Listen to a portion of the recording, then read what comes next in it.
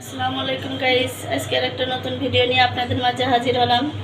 আজকে আমি রান্না করব কই মাছ ভুনা। প্রথমে আমি কই মাছগুলো ভেজে নেব।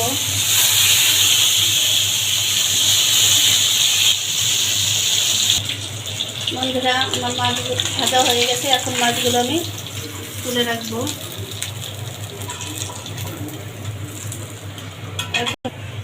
কড়াই আমার চেপে গেছে, এখন আমি তেল দিয়ে দেবো পরিমাণ মতন।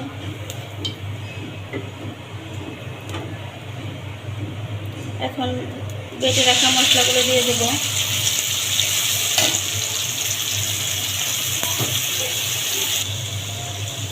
লবণ, মরিচের গুঁড়া, পরিমাণ মতো হলুদের গুঁড়া। এখন আমি এগুলো ভালোভাবে কষিয়ে নেব মশলাটা।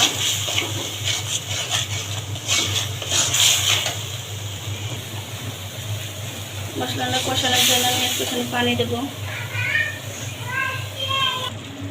আমার মশলাটা কষানো হয়ে গেছে।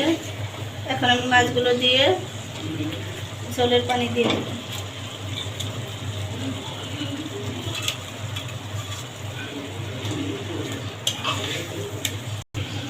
আমি মাছগুলোর ভিতর ঝোলের পানি দিয়ে দেবো।